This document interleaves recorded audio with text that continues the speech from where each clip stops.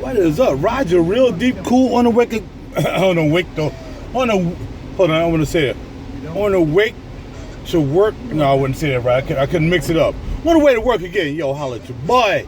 I just want to jump on a couple of things real quick before I talk about a couple other things real quick. All right.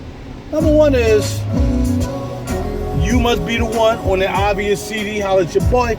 A lot of people don't know that I perform and I play all the instruments on my CDs.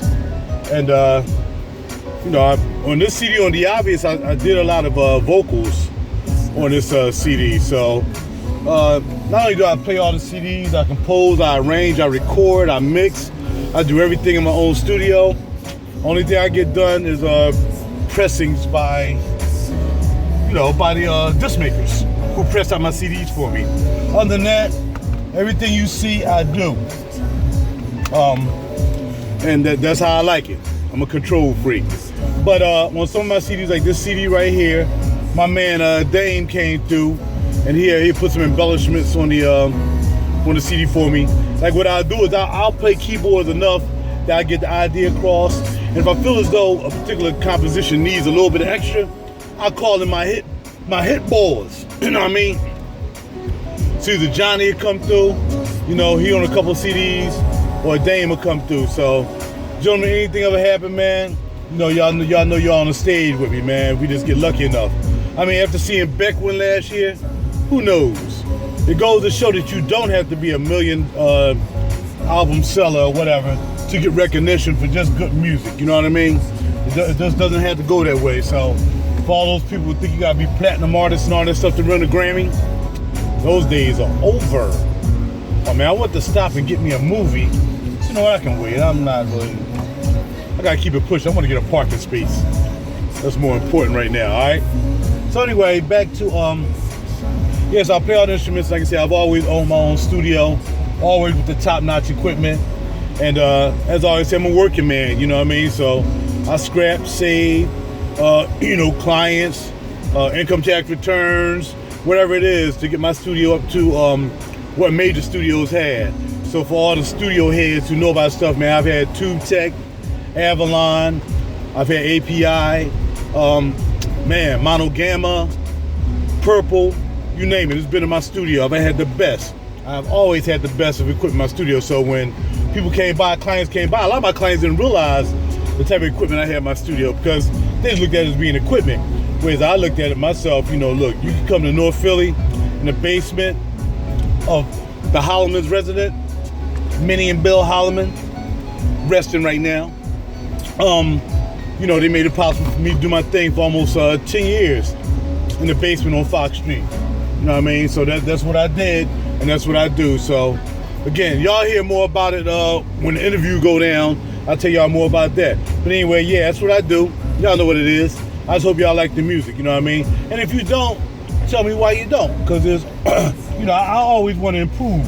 There's only a few things that I may be a little like, right, why you say that, why you say that? But for the most part, if you're not feeling what I'm doing, let me know and let me know why, so I can get better. I can, do what I got to do to make it worth your while to take the 3 to 4 minutes out of your life to listen to my compositions. Maybe even more, maybe a whole hour. All right, so enough of that. And again, working man. Nobody gave me nothing. I ain't hit the lottery. Ain't no parents or no ancestors. Anybody left me $1 million. My dad worked. He worked his behind off all his life for 30 years as a tailor and a cleaner. Owned his own barbecue store in 18th for Susquehanna. For all y'all who may be my age or a little bit older, Homeboy Barbecue Pit, 18th for Susquehanna. He owned that. The best barbecue pit in North Philly. Prez tried to keep up. Everybody know about Prez?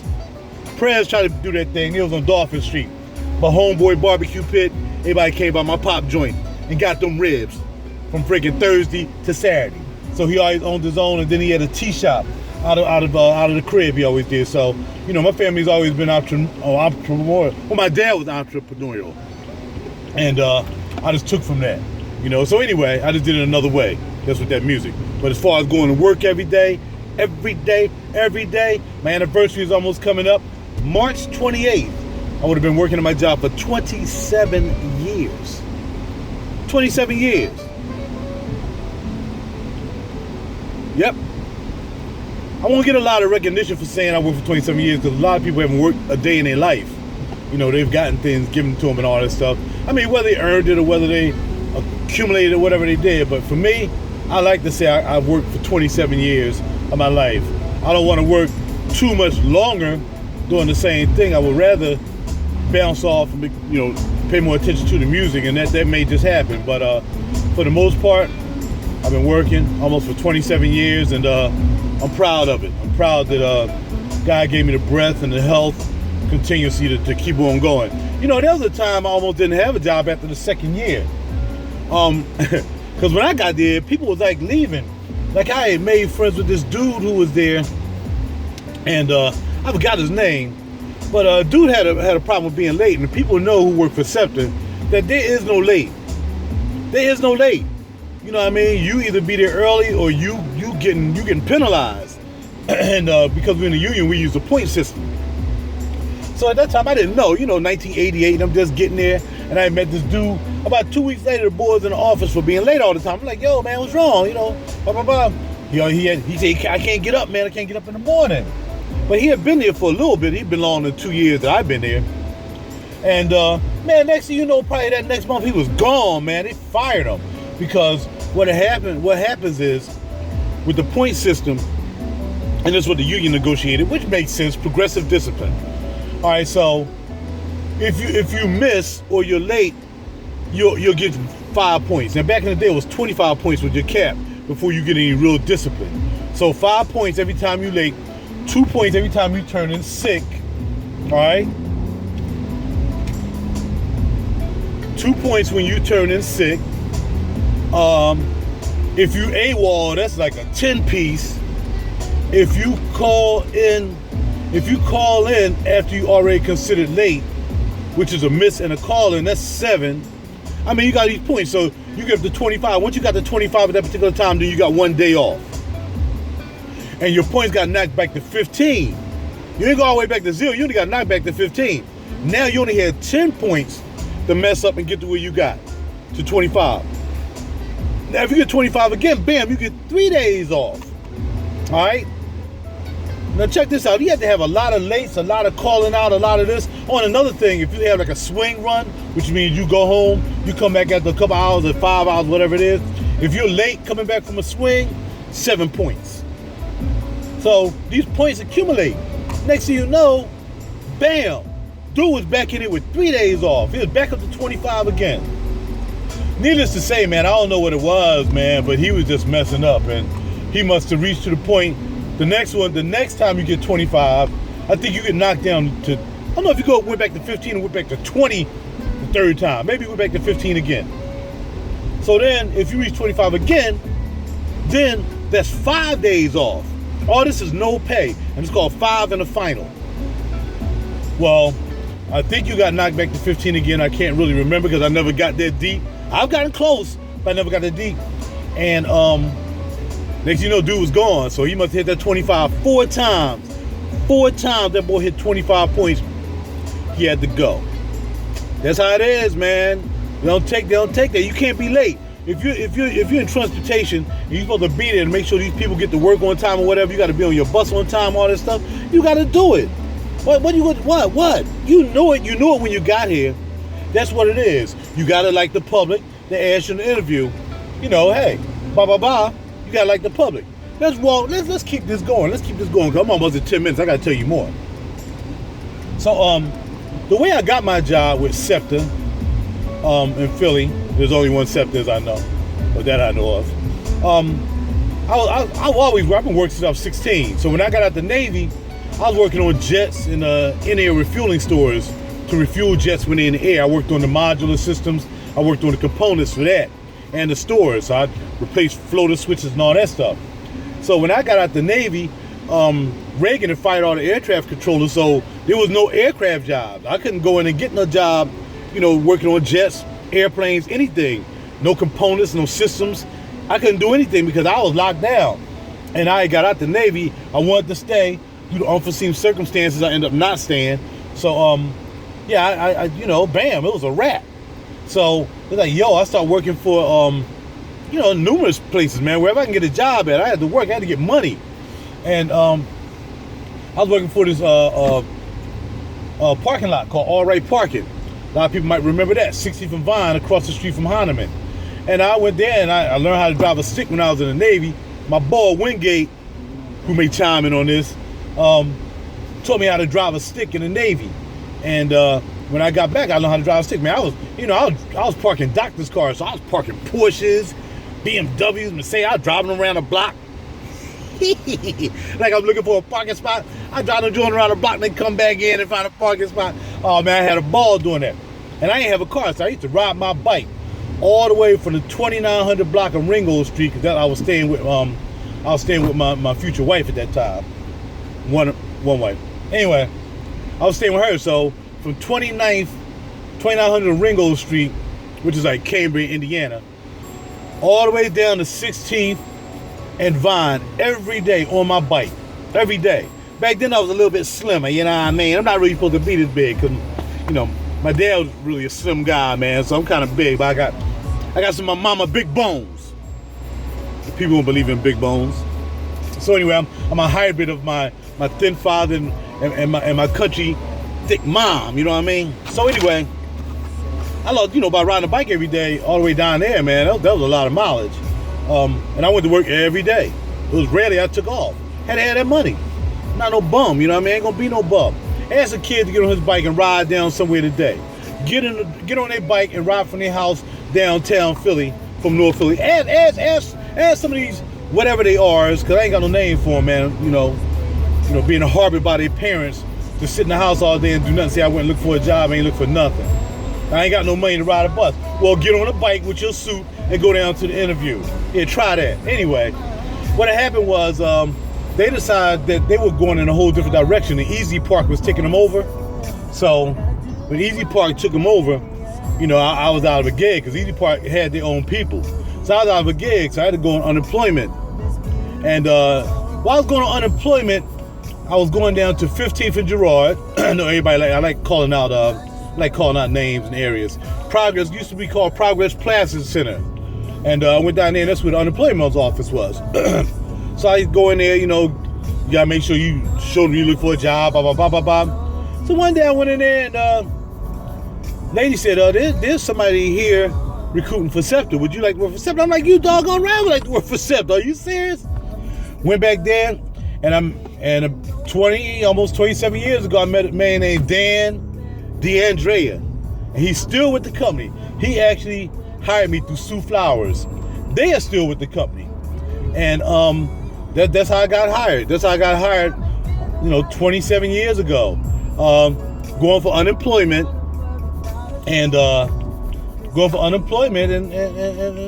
there was Septa, and I came, I took the test, I passed the test, and back then, you had to have an aptitude test, and some other type things you had to do, but there was tests you had to take. Similar to now, you still had to take tests. But a good thing, I ain't had to put it in a resume or anything. I was right there at the unemployment office, got that gig. Holla at your boy. So, 27 years later, thank the creator, still here, still doing the thing, man, trying to hold on, you know what I mean? Along with doing my music, still doing my music and all this stuff, 'cause I've been doing that even longer. All right, so anyway, I almost didn't have my job after 2 years. I got out sick, and I had a real bad habit back then when I got this job. We had a thing called the sick book. And man, if it was just a good day, man, I would hit the sick book, man. I'm taking off. I mean, that's how it was. It was like, man, because I wasn't used to working like that. You know what I mean? Having to be in at like 4:30 in the morning. Because I drove a trolley when I first started working for Septa. I drove trolleys. So I came in a place called Luzerne, and I drove trolleys. I drove the 2356. That's the only thing that was smoking trolley at the time. And I think 53. That's the only thing that was smoking trolley at the time. And the 60, I think it already went bust, so I wasn't on that side. And then 60 was getting ready to go to Allegheny anyway, I think. So 60 ended up in Allegheny and something like that. Or was it Allegheny end up with us? I forgot how it went. So I was driving trolleys. I started driving trolleys for 4 years. I drove the 23 and the 56. The African Queen and Holmesburg Escape Trolley. You know what I mean? Holmesburg Prison Escape Trolley down in Cotman Avenue. And that's what I did. And then after 4 years, I transferred and I went to the L, and I drove the L for 2 years. Frankfurt to 69th Street. Y'all know what that is, the L. Did that for 2 years, and I was on the old bug cars. No air, no heat, no nothing. Had to crack the windows or whatever for the summertime. Or you had to burn the side of my leg in the wintertime for the little heater they had on the side. It was crazy, man. They had like them little perforated holes to let the heat out. Every time I look at my leg, I had little holes on my leg from these things burning my leg. But anyway, that's what I did for 2 years. And then I came over to the subway, because I was like, man, I'm tired of this heat, man. We was burning up one time, man. It was like sweating. I mean, sweating. And they tried to put these things like they would hold our doors open so we get some air and open our windows. But people would just stand next to the doors anyway, so you still can breathe on rush hour. So it was crazy, right? So I was like, man, they said the sub had air conditioning and it was underground. I never thought I wanted to do the sub. I like being outside on the L. Man, I was like, here I come, yo. So I was on the sub. I did that for 6 years, picking up passengers and everything. And now for 16, 17 years, I've been working in the yard. That is, moving trains around in the yard, taking them out to the platform for the motormen and motormen women. Blah, blah, blah. That's what I've been doing for the last 16, 17 years. So that's my career. That's how I went down. That's how I do. Working man. Nobody gave me nothing. Nobody did nothing. Worked for it all my life. Since I was 16, started working on what did you call them? I mean, doing the summer jobs. I was working in a daycare center. Ironic part about it, one of my wives ended up being a daycare provider. That was crazy. But anyway, yeah, worked in a daycare center, in the summertime when school was out. And then when I got out of school, I worked at Church's Chicken for about a couple minutes, and then I went in the Navy. And then Navy to the All Right Parking, and now here, Septa. That's my working life. Working. Nobody gave me nothing. I ain't win nothing. I ain't get nothing. Working. No silver spoon, even though, we was upper middle class, so my pop had that loot from his businesses and stuff like that, but still, I had to work for it. I saw him work for it, I worked for it. All right, now, I almost lost my job because I went out sick, and they was like, okay, you got to be back. The doctor said you got to be back Monday. So I was told, man, Sunday. I think it was Sunday I had to be back. And man, if you had been out for a while, man, you didn't want to come back on a Sunday. You at least want to come back on a Monday. You want to come back Sunday because you had the weekend off. And dude was like, yo, man, you got to be back. I said, man, I ain't coming back on Sunday. I told the dispatcher, I'm coming back Monday, man. I'm not coming back Sunday. Man, well, the joint said you got to be back Sunday. Man, do you know my stupid behind rolled the dice and did not come back in on that Sunday. Well, when I didn't come back on that Sunday, they called me in the superintendent's office. And he was like, I would like to have your passes, your clip. I need all your equipment because you are now terminated. I'm like, terminated for what? He was like, it was on the order that if you was told to come back to work a certain day, if you didn't come back, you're turning down work. If you're turning down work, you're turning down your job. Because officially, when they tell you to go back to work, you're supposed to go back to work. And ain't no, you can't call out sick and say, well, I'm sick. Nah, go to work. So anyway, it was like, nah, man, you fired. So I was like, look, you ain't gonna fire me, man. We're gonna have to work this out. What had happened was the doctor who had told me to go back to work, who had gave me my release to go back to work, didn't put the date down that I actually had to go back. That's the only way I got over. They called them and told them I was eligible to come back to work on that day. I was eligible to come back to work, but it wasn't on paper that I had to come back to work. That's where paperwork did its thing for me. And that's how I'm still here with Septa after almost getting terminated after 2 years playing that sick game. And then stop doing that, y'all. That's it for me. Get my behind the work, make that money, make that loot, call it a day. So I can keep my music thing alive, keep my music thing funded, and keep my businesses going. And I gotta do what I got to do, man, because I gotta do it. All right, now, why do sisters of color get upset when they see men of color with the Caucasian persuasion? They get upset. I don't understand it.